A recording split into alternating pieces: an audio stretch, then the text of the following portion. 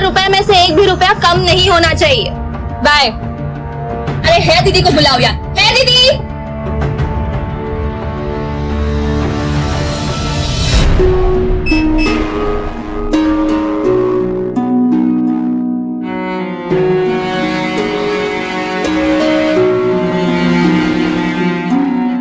जल्द ही आहान फ्रेश होकर बाथरूम से बाहर आया और जल्दबाजी में अपनी अलमारी की तरफ बढ़ा, जिसमें 2 जोड़ी पुराने कपड़े रखे थे। उनमें से जो सबसे साफ कपड़ा था, आहान ने उसे पहनने के लिए चुना।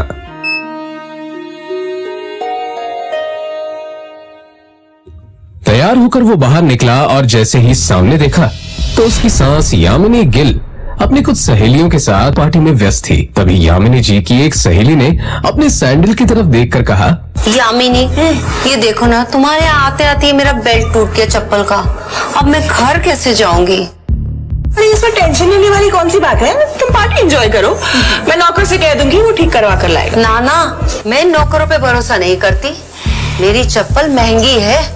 तू एक बार टूट गई चप्पल तो मैं दोबारा पहनती नहीं हूँ। लेकिन क्या करूँ, घर भी तो जाना है ना। आहान उस तरफ से निकला ही था जब यामिनी जी की नजर उस पर पड़ गई। डोंट वरी, नौकर नहीं है, नौकर से थोड़ा ऊपर ही है। वो तुम्हारा काम अच्छे से करेगा। सुनो, ये चप्पल लो और इसे ठीक करा कर लाओ। तभी यामिनी जी की सहेली ने कहा, यामिनी, ये सब काम दामाद से अच्छा नहीं लगता। अरे तुम इतना टेंशन क्यों ले रही हो? वैसे भी इसे ये सब काम करने में बड़ा मजा आता है। तुम लोग को भी कोई काम हो तो बता देना। दामाद है तो क्या हुआ, चप्पल भी ठीक नहीं करा सकता? कुछ तो करे, वैसे भी कुछ करता धरता तो है नहीं। ये बातें सीधा आहान के दिल पर आकर लगी, मगर अब उसे ये सब हमेशा ही सुनने की आदत हो गई थी। उसे याद था कि आज उसका बर्थडे है, मगर ये सिर्फ उसे ही याद था, बाकी किसी को भी इससे कोई मतलब नहीं था। शगुन का काम करने जा रहा। बहस मत करो, जो काम दिया है वो करके आओ।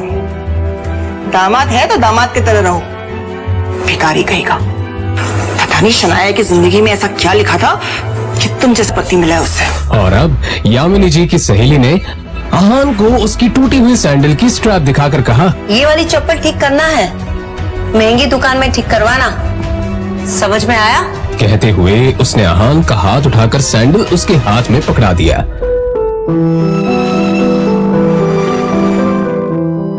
ना चाहते हुए भी आहान को यह काम करना ही पड़ रहा था।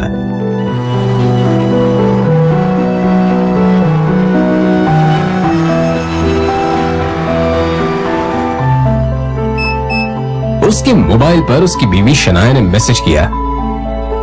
ये मैसेज पढ़ते ही आहान के होठों पर एक स्माइल आ गई और उसकी पूरे दिन की टेंशन जैसे गायब ही हो गई। आज पहली बार शनाया ने उसे ऑफिस बुलाया था। एक वही तो थी उसकी जिंदगी में जिसकी मुस्कुराहट देखकर वो खुद को जिंदा रखता था। शनाया का चेहरा देखे बिना आहान को चैन नहीं मिलता था और उसके बस में होता तो शनाया